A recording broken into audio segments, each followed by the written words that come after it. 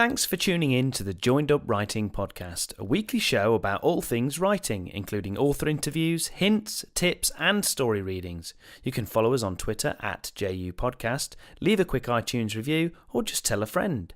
Let's get joined up.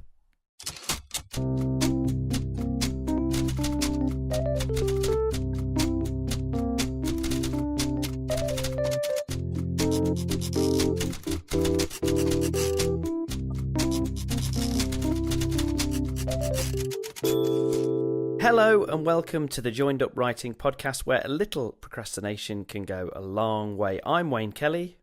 And I'm Leah Osborne. And this is episode 50. Yep, a real landmark for us. It's a 50th full-length episode, just over 2 years since we started this little podcast. We've had loads of fantastic guests along the way, and today is no exception, with novelist Nathan O'Hagan joining us to talk about his upcoming book, as well as his journey into writing and publication.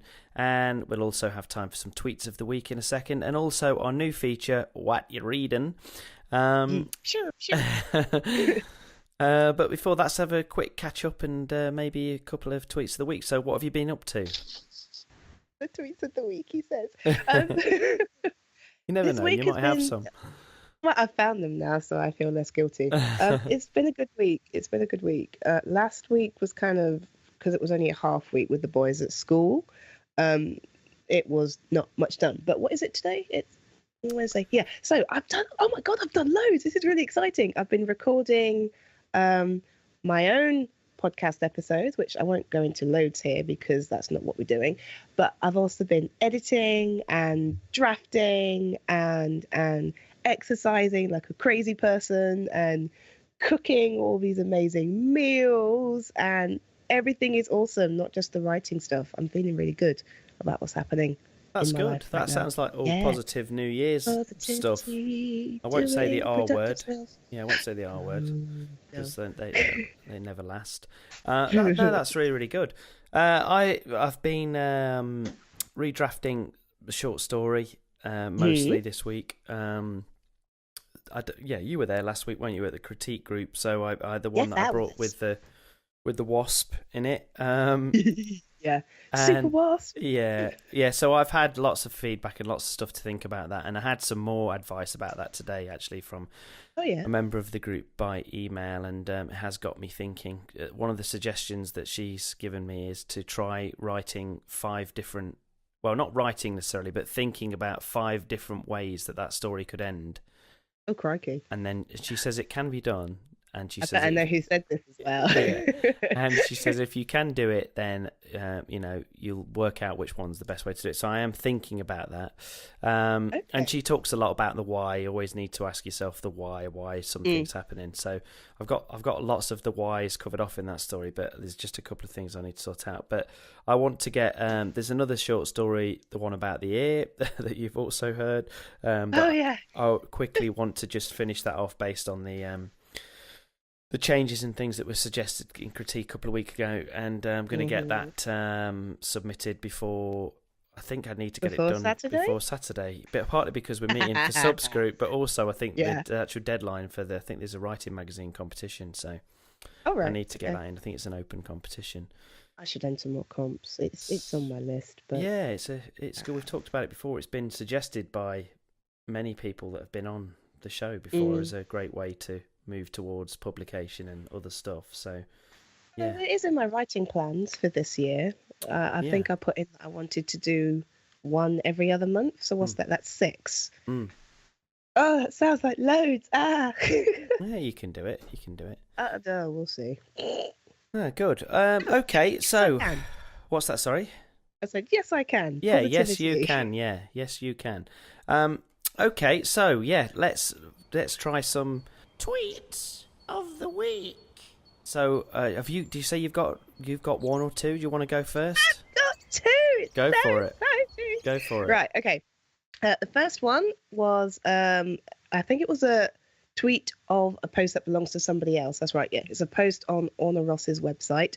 The tweet has gone up by DGK, which is at Poker Cubester, and the post is how to find a beta reader for your self-published book. We all know that I'm an indie, so anything to do with indie publishing is of great interest to me. But the actual post is written by Michael Leron, which is actually quite confusing because it's nothing to do with... I'm confused. Anyway, it's written by Michael Leron, and he is a fabulous author from the States who appeared on Joanna Penn's podcast last year. And he's just a really nice, down-to-earth, sensible, intelligent guy who writes cool stuff. So he's written this post all about how to find beta readers, which is worth looking into, actually. I'll be taking a couple of his suggestions myself because beta readers is something I struggle with on occasion. The other one, yes, this was a discussion one. It came up from Derek Haynes, and his handle is at Derek_Haynes. That's Haines. Does Kickstarter work for independent authors? I don't know. I do not know, but it's an interesting thing, crowdfunding a novel in particular, because I've done Kickstarters for what's the word? For comics. So for webcomics, when they produce a paperback version or a hardback version, which is lovely. But that's something that you've already had and you've consumed it on the internet and you've enjoyed it, and then you're trying to support the creator by helping them create a nice paperback copy. But doing this for a novel is something else entirely, and it's fascinating how it would work, and people have done it, but this post talks about does it work, how it works, what you do. Yeah, I mean, I would imagine that it's like most of these things. If you've got an existing audience, maybe in a semi-successful first book or books, and you've got an audience already that you've reached out to, I should imagine it's a little bit easier. It's funny because crowdfunding's kind of on my mind at the moment anyway, because I've been looking... Not to do specifically with writing, but a lot of web series, YouTube series and things now, which are, to all intents and purposes, they are TV series. They're really, really high production values, but are being crowdfunded now.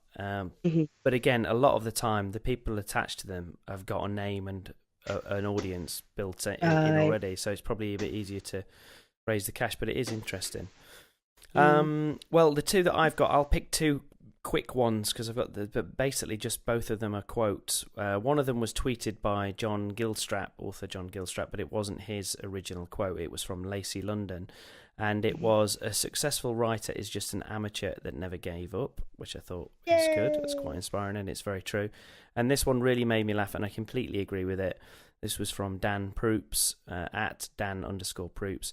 And it was, "I like the first draft. It's like being drunk at a party. You can say what the hell you like and damn the consequences." And I think that's very, very true. And it's a great way to think about it. It's true. So there are our tweets of the week. Okay, I think it's time that we introduce this week's guest, Nathan O'Hagan. So after spending most of his teens and 20s in various unsuccessful bands, I know that feeling, Nathan eventually turned his hand to writing. In 2013, he self-published a short fiction collection, Purge. A year later, his first completed novel, The World Is (brackets not) close brackets, A Cold Dead Place, was published by Armley Press. He's also written a screenplay and other series of short stories, which he may self-publish in the future. He regularly writes features and reviews for the online fanzine God Is in the TV, and he has a new novel on the way in February, Out of the City. Nathan, welcome to Joined Up Writing. Thanks for coming on. Thanks very much. Yeah, thanks a lot for coming on. Well, why don't you start just by telling us a little bit about that latest novel, the one that's coming out next month, February 2017, if you're listening to this in the future. Out 17th of February, again published by Armley Press, based in Leeds. It's not a sequel to the first novel. It's completely unrelated, completely different content. It's I suppose, loosely speaking, a crime thriller type novel, or at least I hope it's thrilling. Looking forward to getting out there. It was only finished sort of middle of last year, so it's not actually been that long in the grand scheme of things, but it feels like it's been ready for absolutely ages. So I'm keen just to get it out and see what the response is compared to the first one.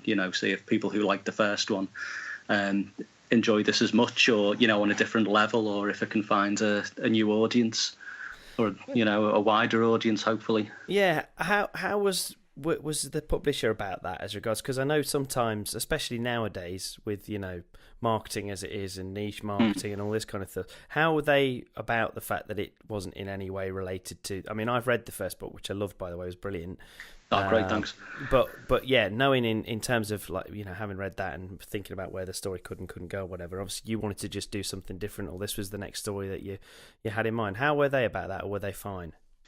They were fine about it. I mean, it actually isn't the first thing I've written since finishing The World's Not a Cold Dead Place. I have written one in between, which I also sent to Armley Press, and which they did like, and they said they want to publish that. But in the meantime, I just started writing what has become Out of the City, and I was expecting it to take a lot longer than it did, and it just ended up getting finished really, really quickly. And I sent it over to John Lake at Armley Press, who sort of commissions what they put out, and he's just responded really straight away to it, said, I want to do this first. He said, this has got to be the second one. The other one's completely different again, but they had also accepted it's a comedy, completely different from the other two, but he just absolutely loved Out of the City, and he said, we've got to put that out as my next one, which I think I agreed with. I think it's got a better kind of continuation, even though it's very different from the first one. It just feels like the right one to put out next. Yeah, so just give us a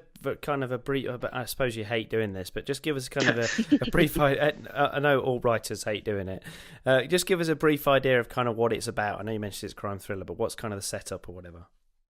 Yeah, it's set in Liverpool. I mean, I'm going to try not to give any actual plot elements away, but it's centres around a character called Nick Hanman, who's a man sort of approaching middle age who works as calls himself a security consultant. He's essentially he's a retired policeman, retired very early, with a not particularly illustrious career, and he basically works for a very powerful local businessman who controls him and gets him to do lots of things on his behalf that compromise him morally.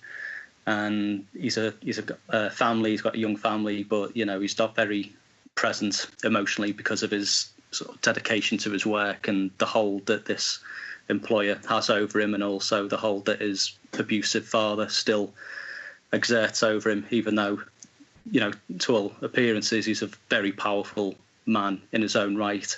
He's kind of beholden to these other two very strong father figure types, and he sort of intersects with two other characters in the novel who are going through their own different types of crises, and they all kind of meet in the middle.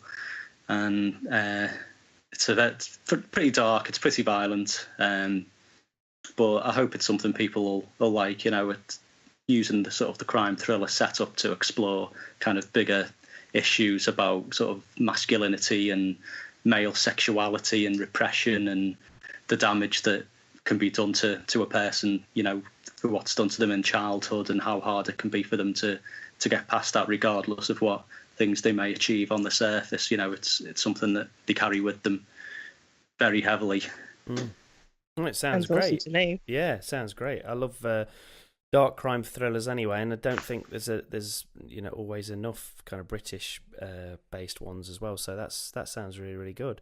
So why don't you give us a kind of bit of take a step back, if you like, and why don't you tell us a little bit about how or why you write, how you got into writing in the first place, and then how you eventually found publication. Yeah, well, as you said, I'd spent most of my early life in bands. That was the only type of writing I'd really done, is trying to write songs and write lyrics. And I was in lots of bands that, never survived more than one or two gigs. And as I got sort of into my mid-20s, it kind of died a bit of a death. I think it is very much a young man's game. If you haven't made it by the time you're in your mid-20s, you're probably not going to. Tell that to my other half. Yeah. And I probably just didn't quite have the the drive to be on stage in front of lots of people. It's quite a sort of vulnerable position to be in, so it's something that you need to really absolutely throw yourself into, and I didn't really have quite enough drive to do it, but I needed some sort of creative outlet. And I tried years before to write a screenplay, which I never got round to finishing. So the idea of writing some sort of fiction was something that had been bubbling away for quite a while. And it was just after I'd left college. I was about 20, and I was on the dole, and I didn't know what I wanted to do career-wise or whatever. And I sat up into the early hours of the morning, night after night, just devouring James Ellroy's LA Quartet of novels, and realised when I finished that, writing fiction, prose was actually definitely what I wanted to do. But it took a while to actually get around to doing it. I had a few vague ideas, and then I just kind of struck upon just the idea of the character, Gary Lennon, who, the main character in The World's Not a Cold Dead Place. And I just started writing a few little scenes, not necessarily thinking it would be a novel necessarily. It's just a character that was forming. And as the scenes kind of came together, I thought, well, no, maybe there's something there, actually. I think there could be a novel there. And I just spent probably about 6 to 8 weeks just absolutely hammering out the first draft, staying up very late and sort of chain smoking and drinking and, not getting very much sleep and not seeing a lot of my friends or family, just kind of immersing myself in getting this first draft done. And, finished it, thought it was amazing, and then went back to read it and realised it was actually pretty terrible, but, had, just the kernel of the something, draft, though, yeah. It's a massive first skill, though, isn't it? So, you think the hard work is writing the novel in the first place, but it's not. That's actually the easy part. It's making it good is the hard bit. But I just kind of, kept plucking away at it for a couple of years, and then started sending out, sample chapters to publishers, probably too soon. I didn't have the patience to wait until it was definitely ready, and I got quite a few rejections, and then just kept, picking away at here and there. And then as it improved over the course of a couple of years, I had a couple of sort of close calls with one or two of the big London publishers who seemed to really like it, and then for some reason they'd always just sort of pull out at the last minute and just sort of like close communications, to sort of like string you along a little bit, give you a couple of notes here and there of things that they like and things that they might want you to do, and then they just kind of pull down the shutters for some reason. So I kind of half gave up on it because it's pretty disheartening. To be getting the rejections, every writer has to go through it, all the rejections, and if you gave up at the first hurdle, you'd never get anywhere. But it can be pretty off-putting, and I found the most frustrating thing was when, they'd respond with lots of praise. I mean, one of them, I won't name any of the publishers, that seem petty, but one of them sent me paragraphs of praise and saying you write like Bret Easton Ellis, who's one of my favourite writers. So I thought, well, this is a an acceptance. They're going to publish it, and then at the end they just say, but it's not for us. You think, well, God, why? If you think it's that good, why not publish it? So that's almost as disheartening as the outright rejections. But so I sort of thought about moving on to something else, maybe trying another novel. And then I just happened across Mick McGann on Twitter, who runs Armley Press with John Lake. Mick Lake's John's brother. And they were just sort of relaunching, having published Mick's own stuff and some of John's own stuff. And they were wanting to find other writers other than themselves to publish. And they were saying, they were northern, described themselves as punk publishers, which I like the sound of, and saying that they were looking for sort of gritty, sweary, kind of social realism type stuff. So I just got in touch with them on Twitter. Well, with Mick first of all, and he said, send it to John Lake. It sounds like the kind of thing we're looking for. So I sent it over to John, and he responded really well to it and said basically he wanted to publish it exactly as it was, without really changing a word. Nice. He wanted to make a few kind of layout alterations. He likes things to look a certain way, but he basically said, I don't want to change a word. I want to publish it exactly as it is. That's fantastic. How did you feel when that, after such a long period of time, and like you say, the knockbacks and the nearly getting it going and then it stopping? How did that feel? Yeah.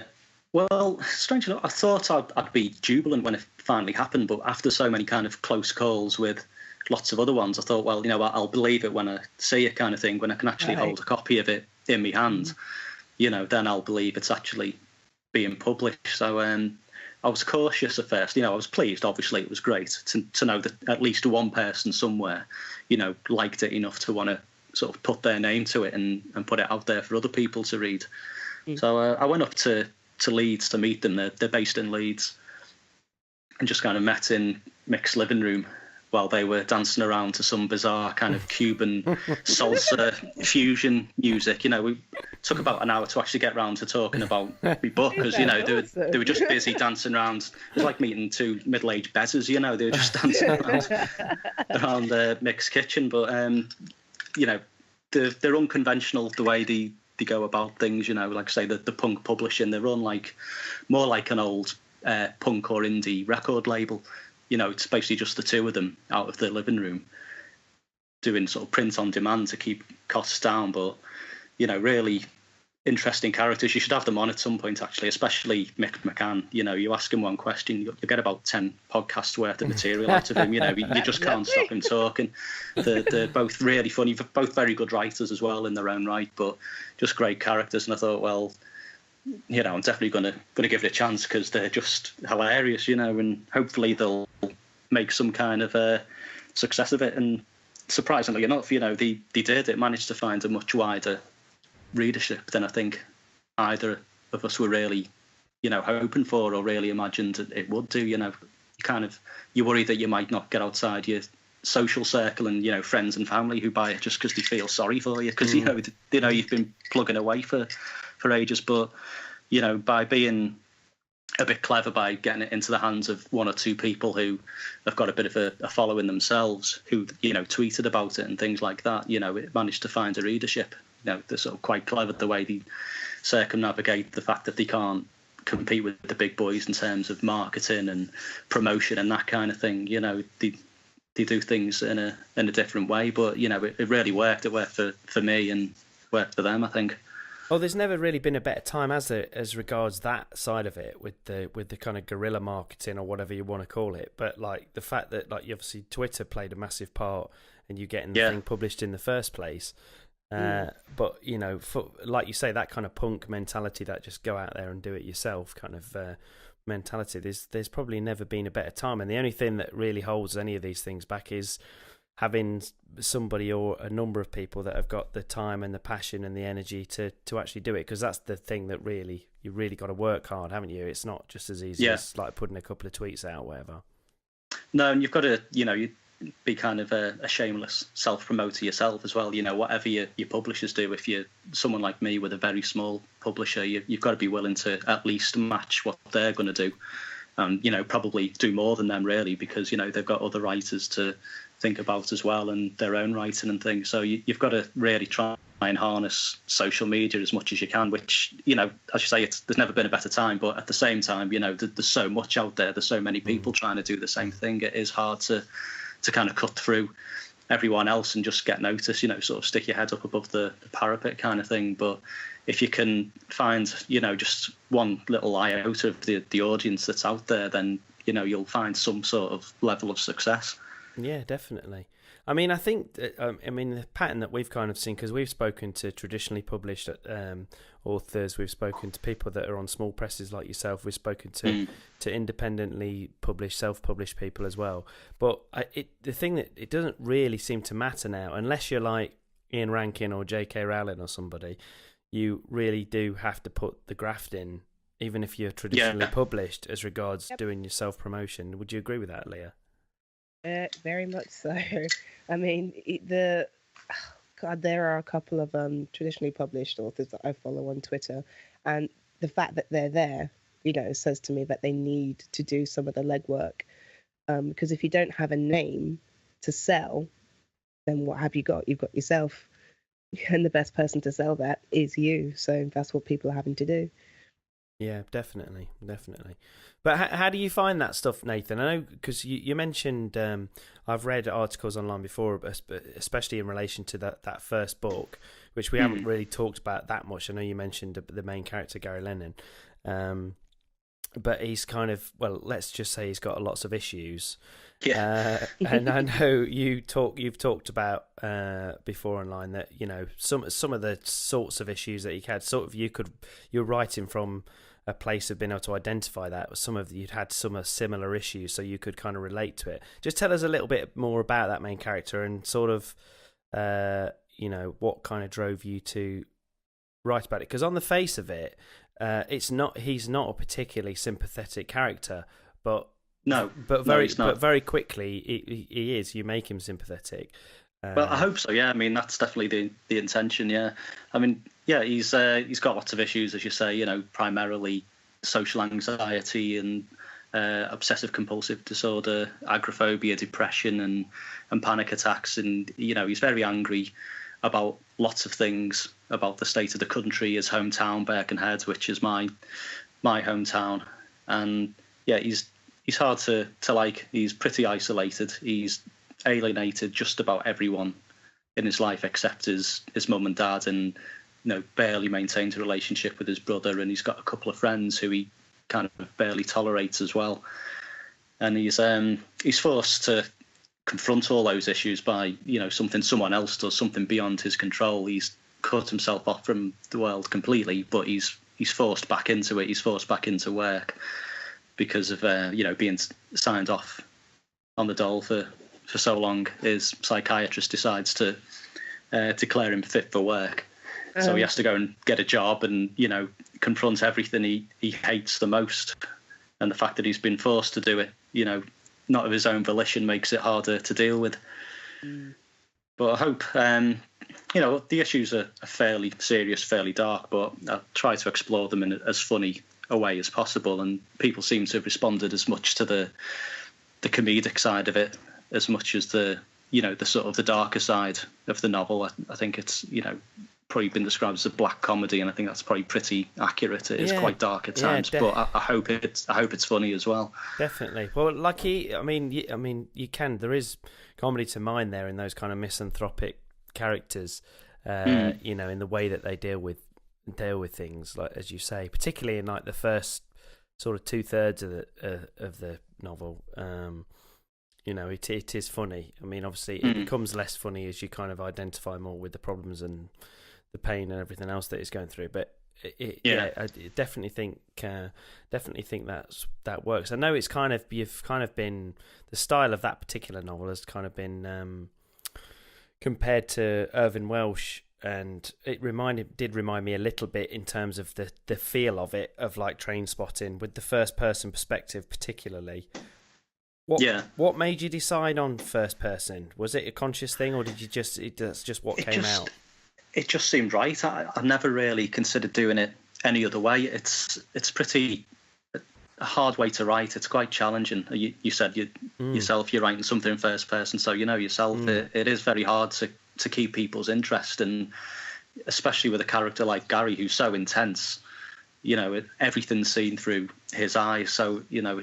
There's always the risk you're going to put people off. If they don't respond to the character straight away, you know, then they'll find it difficult to keep going. But you just have to hope that you kind of hook them on some level. You know, either they empathise with him, or they hate him so much they want to see something terrible to happen to him, or, you know, they just find him funny on some level. You just got to hope you hook them in some way. But it just felt like the only possible way to write it, and it never really occurred to me to do it any other way. And so far it's the only novel I've done in the first person, and it was quite good to do something not in first person, because it really opens it up and makes things much broader and in a way easier when you're doing it third person. But challenging as it was, it's quite a fun exercise to, you know, be writing totally through the mindset of someone else, and through, you know, imagining how they speak and how you think they'd phrase things and how they see the world and everything. You know, this perspective is entirely theirs, and everything else is left for the reader, you know, to decide for themselves, you know, using sort of the unreliable narrator device or whatever. It's challenging, but it's fun and quite rewarding way to write, I think. I agree. It is. I mean, quite knackering.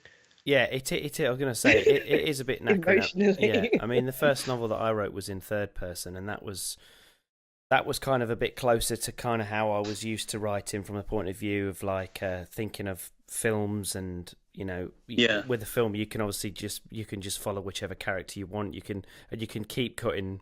You know, you can cut from one scene to another. You can juxtapose things that are going on, and you can build tension and stuff.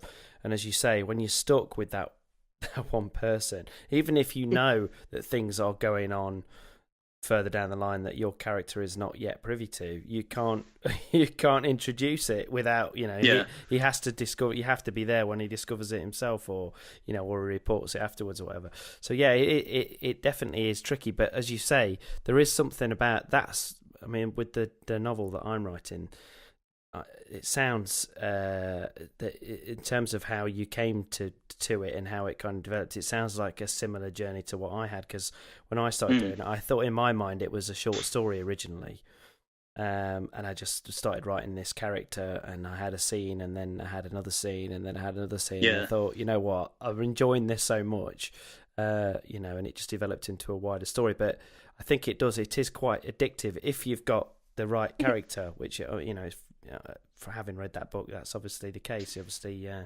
somebody that you wanted to stick with for the whole book. Yeah, and you just find at a certain point sometimes, don't you, that you know it's working. You know, there'll be times when you're struggling with it and you're not sure if it's going to last, you know, the whole novel or whatever, and you just find those certain points where you realise you've completely found the voice of the character. You know, that's a bit of a wanky writer thing to say, isn't it? Finding the character's voice, but you know, you do have that moment where you realise, yeah, this is definitely what the character is, and you know, then it kind of almost writes itself to a point, doesn't it? You know, it just kind of takes on a life of its own. Definitely, and I think that happens probably more writing first person than, you know, third person. Yeah, I agree. It is. I think I've had that recently as well in the piece I'm working on at the minute, the new vampire piece. I couldn't figure out a way to write it any other way beyond first person. I've also done it present tense as well, which is knackering to me as like someone who has to write this stuff down. But actually, it's the only way it could work. And now that I've found her voice, this character's voice, it really does just skip along quite happily with very little input from me except for my hands on the keys. She's taken over, and that's what tends to happen with first person. It's really nice. Yeah, I think whatever your instincts are, you know, how to write something, your first instinct is probably going to be the right one, because, you know, it's an idea that started with you. So whichever way you first think to write it is probably the right way to do it, you know. And so then try and change the perspective and make a first person thing third person, you know, it probably wouldn't work. You're best just going with your instincts, you know, for better or for worse, really. And what you know, sorry, what were you going to say, Leah? I was going to say, I think I've done that once, shifted a story from first to third, or maybe the other way round. Did it work? It did, actually, and I was stumped because I didn't expect it to. Yeah. But I think it's a good technique anyway to do, even if you are writing something that's in third person. I do think it's a good technique if you're struggling with a particular scene or with a particular part of the book or whatever. It's quite a good exercise to do, obviously not in the book, but as a way to work out something, work out how you should write something, is to just switch to write something in first person in that character, so you get an idea of what they might do or how they might react to it or whatever. It's quite a good little trick. I know people have done similar things when they're trying to get to know a character, where they've kind of, you know, they've like done it as if it's an interview or something, and they've kind of questioned the character to get to it. You know, if they're struggling with a particular thing, like what would the character do? But I think if you start in first person, you just latch onto a character. It, like you say, it's almost instinctual. You just know what they would and wouldn't do. And it kind of makes the thing a bit easier. But I mean, mine's in present tense, like Leah's just said, which is, again, it is knackering. Because you almost feel like unless you skip ahead, you know, which you can do. Obviously, you can cut bits out for time's sake or whatever. But a lot of the time, you are in there with them all the time, and you are, you know, you're literally seeing every single thing unfold, and it can be difficult to keep it interesting. The other thing I was going to ask you about was profanity in novel, because there's a lot of it in the book, obviously, because of the kind of character that he is and how he handles situations and how he talks to people and everything else. And I've got, again, my guy he's not got mental issues or anything like that, but just by his background and everything, he does swear a lot, and it's kind of a lot of the critique. Well, a lot of the critique that I kind of get. Sometimes some of the comments are, you probably need to watch that, because it's fine that he swears, but you probably do need to pick and choose where he does it, because at the minute he's hanging around with a lot of people that are from similar backgrounds to him, so there's just loads of swear. Sometimes there's just tons and tons and tons of swearing, and I think, but I mean, it's just how people talk, though, isn't it? It is. People swear. It's just it's part of our language, and it's an important and rich and valid part of our language. I mean, it's different. Like if you're sitting on a bus and there's a couple of kids in front of you swearing constantly, it's not particularly pleasant to overhear it. But I think especially in fiction, if you're trying to be real and write the way that people talk, then swearing's got to be part of that, or if it's right for the character. I don't believe in just dropping them in just for the sake of it. No, I think that's the thing. I mean, obviously your upcoming novel is crime, and I don't know whether you had the same thing. I guess it depends from what background the characters are from and stuff. But with the thing with my characters, a lot of them that are in here, I think some people that maybe haven't been exposed to that kind of world or seen those kind of things, they can't really understand why somebody would just drop the C-bomb for no apparent reason other than they just think it's funny in the middle of a sentence, or it doesn't. Most people have to work up to using that word. There'll be a pretty good reason for it. But like these guys, they might just say it just to see the look on someone's face, or because they just think that person warrants that description or whatever. And I guess it's kind of get people to understand. It's just a word, and you can let it have a certain power over you, and it's a word I would only use in certain contexts. I would never call someone that to their face unless it was really warranted. But in casual conversation, I do just drop it into conversation all the time, and so do most of my mates, and it's just a word that we use, and none of us are really shocked by it. And if you use it in the right way, it can be very funny, or it's just a part of everyday speech, like all other swearing. It's just how people talk, and in certain situations I won't swear. I'll make a conscious choice. If I'm talking to someone who I think would be upset or offended by it, I might sort of moderate how much I swear a little bit, just out of respect, because I don't use it for shock value. I don't use it to deliberately upset people. It's just how I talk, and when I swear in my writing, it's just because it's how I believe the character will talk. It just feels right. Yeah, I think that's the most important thing in general, which kind of comes back to where we started, which was defining the voice of the character. Yeah. So I also... if you sorry, go on. I was just saying, if your character's a Middle England vicar or something, he probably wouldn't be dropping F and C bombs, But if your character's like a working class, youngish English male, then the chances are, he may well be using that kind of language if it's right, and if it's true to the character. Then I say no word is off limits. No, I agree. Personally, I think that's why it's important, because it's telling about characters as well, the situations in which they choose to swear and the situations in which they choose not to. It can tell you a lot about the character just with words that they use.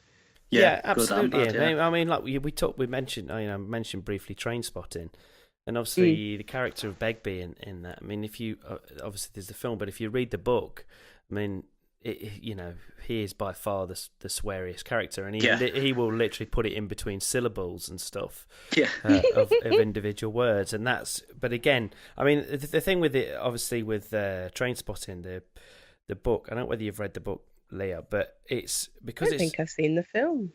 Oh, well, you should get on that. It's the sequel's on my list, just about to come out. But watch it before T2 comes out. Yeah, exactly. Yeah, but the interesting thing about the book is, I think I'm right in thinking it's been a long time since I read it, but it's all in first person, and you aren't actually told, or you're told once when each character first appears who they are, but then after that.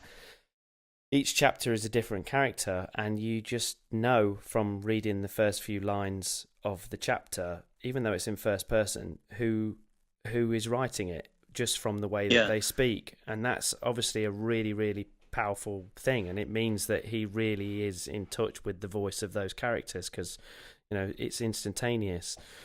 Straight away, all right, this is Begbie, or this is Renton, or whatever. It's it's a really powerful thing when it's used properly. Yeah, definitely. So what I was going to ask you was, as well, is I might have seen this somewhere in the research that I was doing, before we chatted, but I think, again, similar to me, would I be right in thinking that film's quite a big influence on your work? Oh, definitely, yeah. Film and music, and books, it's all just part of the same thing for me. It's all just pop culture, and I love them all as much as the other. But yeah, I mean, film definitely, I think, informs how I write as much as literature, really, to a point. And I always try and visualize it cinematically while I'm writing it. And I think it's just as important a medium as books. Absolutely, I mean, I think The Big Lebowski is as important to me as Confederacy of Dunces, and Taxi Driver is as important as The Outsider or whatever. You take your influences from all culture, don't you? Yep. Not just one or the other. I'm sure people who write solely screenplays, I'm sure they're influenced by literature and by music, and songwriters take their influences from books and from films. It all feeds in to the other, doesn't it? Do you think it affects your actual style, Nathan? Like, in terms of, you mentioned obviously visualizing things, but do you think it affects the actual style, or the way that you structure the book, or the way that you think about a story?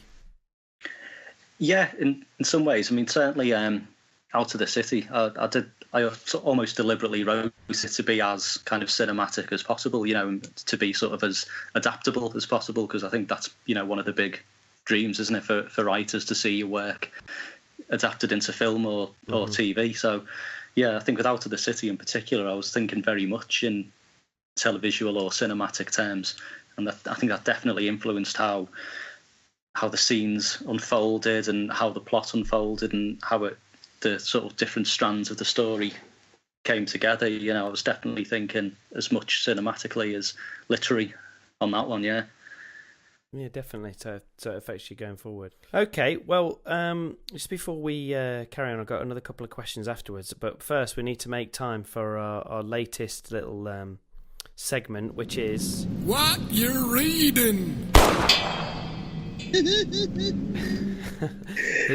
really like it. It's what you're reading. I don't know why it's in that accent. I don't know why there's a gunshot at the end of it. But anyway, I don't have to come up with a reason to do a jingle. I just make one. It's your own podcast. You can do what you want. You don't have to explain anything to anyone. Exactly. Yeah. So excuses. Nathan, what have you got a book on the go at the minute, or have you what have you been reading lately? At the moment, I'm about halfway through American Pastoral by Philip Roth, which is it's quite challenging. It took me a while to get into it. I've only read a couple of Roth's other works. I read The Human Stain years ago and really liked it, and I've read another one of his which I just can't remember, but I think someone recommended it, and I saw that there was a film adaptation coming out, and I wanted to read more of his work and that kind of writer's work, so I went for that. And it's as I say, starting off, it's really, really dense. It's kind of almost overwritten at times. You almost feel like he's just showing off at times. He's such a good writer. He's just sort of flexing his muscles almost at times. But then once I got about sort of 50 pages into it, and I just kind of came to terms with how it was written. I say I'm still only halfway through it. It's a pretty big book, but it's pretty incredible. I can see why it's won the Pulitzer Prize and why he's so highly regarded. It's a pretty immense work, and I'm not even anywhere near finished it yet. Yeah, I haven't read any of his work, actually. Is that the one? I definitely recommend. Yeah, is that the one that's been adapted by? Is that Ewan McGregor's done a film? By Ewan McGregor, yeah. Which I've not heard great things about the film, and it seems like a bit of an ambitious first film as director, and I can't really see him as the lead character. I think maybe he should have just directed it to sort of cut his teeth or whatever. But I'll be interested to see, what he does with it. It's pretty courageous to take it on, because it's very, very weighty material. But I definitely recommend that, and The Human Stain as well. Another one of Philip Roth. That's really good. There's a film of that as well, actually, come to think of it, with Anthony Hopkins and Nicole Kidman. I can't remember who directed it, but The film, as I remember, it's okay. You know, it's not great, but it's a decent adaptation, a decent film in its own right.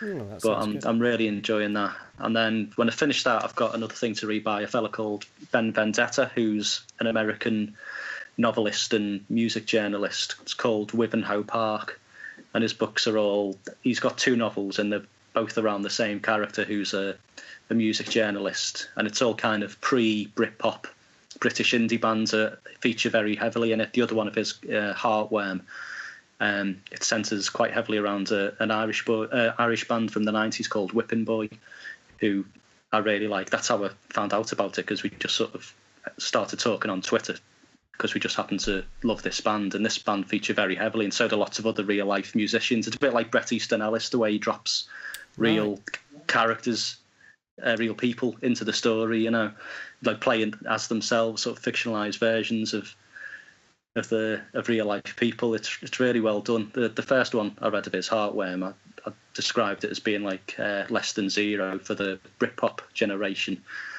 But it's actually the second. Yeah, it's the second of the series. I somehow ended up reading them the wrong way around. I read the second one first, and now I've got the first one to read when I finished American Pastoral. But I think from what I've heard, it doesn't really matter what order you read the 2 in. You know, it'll work either way. But I'm looking forward to reading that, because I really liked the other one of his. And then I've just got a couple of football books which I like to sort of read from time to time to break up the fiction. I like the odd football book here and there as well. Yeah, I like to do that. Yeah, because with their dropping fictionalized characters into like a real story, Jake Arnott does quite a lot of that, doesn't he? If I remember rightly. You know, he wrote The Long Firm and. Oh right, yeah. I'm trying to think what his other ones were, but yeah, it's usually. There's kind of a few real characters in there, some fictionalized, but it's quite. I like stuff like that, because it really kind of puts you in the time that it's set. I always think it does. Yeah, it's kind of quite jarring at first, and then it's like in American Psycho when Tom Cruise just suddenly appears in a lift and Patrick Bateman's just talking to him, and I don't think he even says anything. Tom Cruise. It's just Patrick Bateman making Tom Cruise feel very, very awkward for a couple of minutes in a lift, but it was. You know, it was unexpected, but it was really funny the way that was done. But yeah, it's something Easton Ellis does a lot as well. Yeah. So what about you, Leah? What have you got anything on the go at the minute?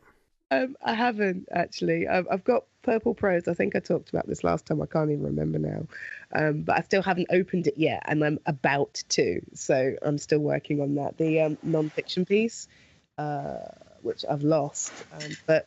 It's just a collection of memoirs and interviews and stories about bisexual folk in the UK. And I don't want to say a how-to guide, because that doesn't make sense, but it's just something for people I should imagine, read. I should imagine it's fair, you know, you know how to do it. You either are or you aren't, yeah. You are, you know. Well, I would agree with that. You know, at least that's my experience. But yeah, it's a nice book. And I agreed to read it so I could review it for them. So I will actually do that at some point.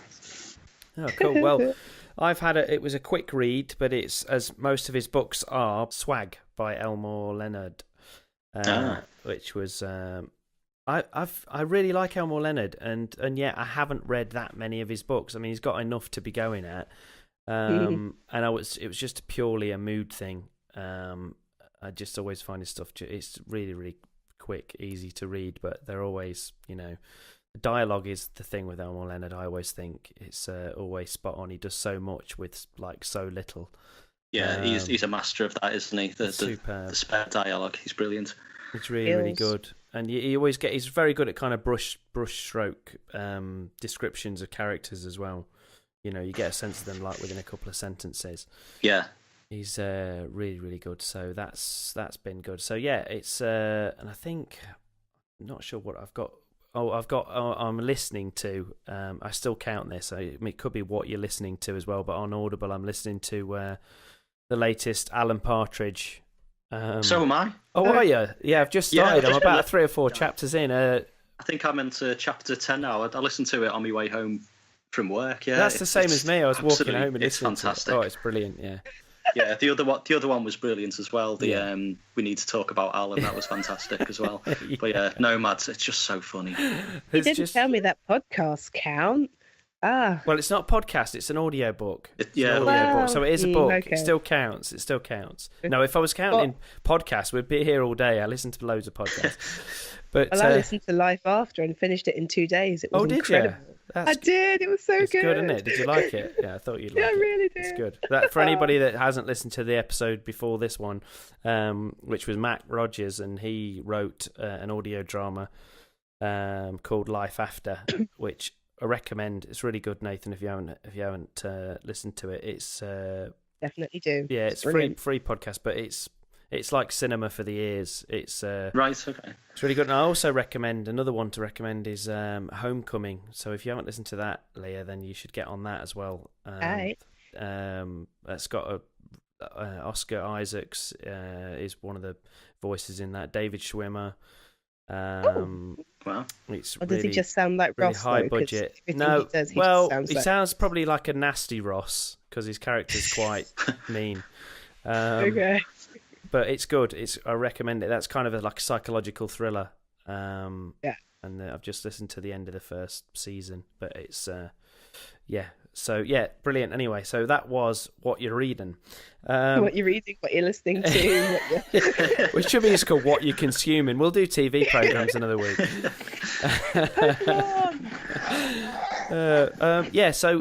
Just a couple of other things I wanted to ask you, Nathan. One of them, I know. Yeah. Well, I don't know whether you still are, but I know when your first book came out, I know you were still working full time. I think you worked for the NHS. Are you still Still writing still around your full-time. full-time job? How because a lot of people don't talk about that. The difficulties of doing it. Like we mention it. Me and Leah mention it sometimes, but a lot of people we get on here, we don't really talk about it because most people, unless they are like, as I mentioned before, like Ian Rankin or somebody like that, most people have to do other stuff around their writing. Yeah. So how do you find that? How do you find what does your kind of typical writing time look like? Where do you fit it in, and how do you do it? Well, with great difficulty, to be honest. I mean, unfortunately, I'm not the most self-disciplined person. So, the slightest excuse not to do something, I'll take it. And I tend to write in sort of short bursts rather than doing, everyone says you should try and write something every day. And I think that's definitely the best way to do it. But I just can't find the time to do that. I mean, I work sort of 10-hour days, 4 days a week, and I've got a wife and 2 young kids. I've got, 2 little boys, 7 and 4. Which, that's obviously my main focus. And, you get home from work and, you put the kids to bed and everything.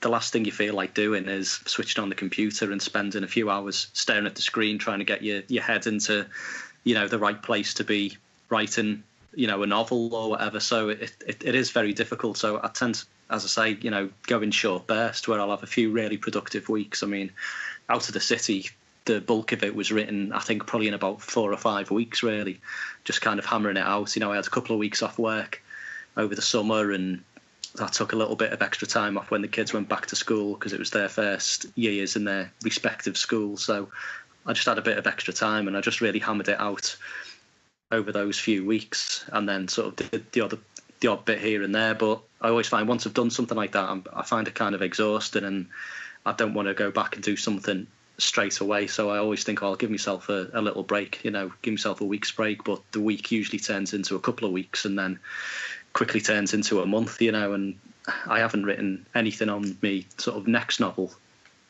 I can't even remember when I last did anything, to be honest. It must be going back probably to the summer. I've done a few like little articles here and there, like about music and film and stuff, but nothing substantial. It's something I've still not quite found the perfect system for, how to structure and discipline the writing part of things. And it's something I still need to work on. If I had any self-discipline, I probably would have finished 5 or 6 novels as opposed to 2 or 3.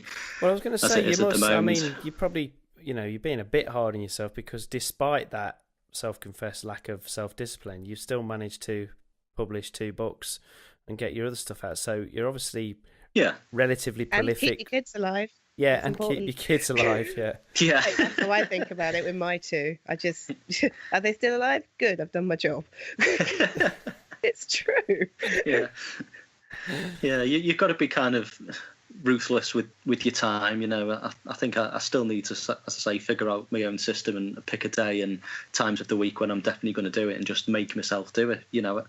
I used to do, like, on a Monday night, I'd have the house to myself because my wife goes to choir practice, and for quite a while I was making Monday nights my main productive time, and then I realised that there's always some sort of Premier League football match on Sky Sports at that kind of time, exactly the time I should be sitting down to write.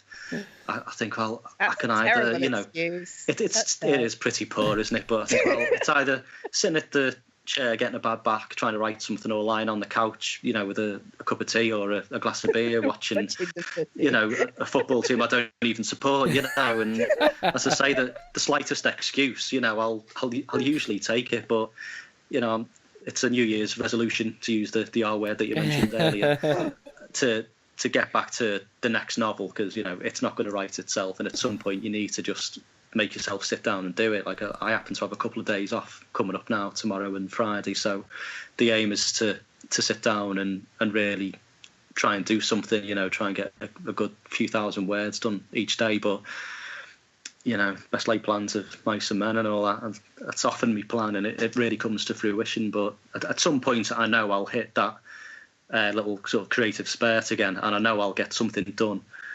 I'll have a few weeks where I'll do a lot, but I can never quite predict when it's going to happen. But the self-discipline thing, it's just something I need to keep working on, I think. Well, like I say, I think you've done pretty well so far. And as regards the next couple of days, why don't you keep us up to date on Twitter? I'll be looking out for your word count updates. That's yeah, there we go. That's what I always do. So if you see me tweeting loads and just talking rubbish, I'm not actually doing any work. I'm just being lazy and pissing around on Twitter when I should be working. Yeah. I put it all down to research. Yeah. Only so long you can use that excuse. Yeah. Okay, so just before we go, so what have you got? Any kind of final thoughts or tips for other aspiring writers, people that are out there that are like yourself, they're trying to fit their writing around a full-time job, or maybe they've got their first novel out there and it's doing the rounds at the moment, and they're having the similar knockbacks to what you first got when you first sent your novel out? What would be your advice? You've just got to keep persistent with it. I mean, if you've written something and you genuinely believe in it, then you've got to keep on. But I think you've also got to try and get the opinions of other people who you trust, either friends, or if you go to writing groups or whatever, you've got to be able to take some criticism and constructive criticism, hopefully, from people that and who aren't just going to tell you it's great because they don't want to hurt your feelings or because they love you or whatever. You've got to be able to take criticism. If you're getting lots of rejections and no one else has read what you've written, then maybe you should be thinking about getting someone else to read it and be able to take on board what you're doing wrong. I think as Bruce Springsteen once said something about, don't be afraid of your own genius, but be prepared to admit it when you suck, or, words to that effect. And I think you've got to be able to occasionally look at something you've done and think, actually, that's not as good as I thought it was. That needs to change, or that needs to go. You've got to be ruthless in editing, and things that you may really love in your book or whatever may not work for other people, and you've got to be able to accept that if you want to find a readership. But if you're sure that you've got something worth pursuing, then you've just got to keep going after the rejections. No writer got published the first time they submitted something, or very, very few anyway. Most people have been plugging away for years before they find a publisher.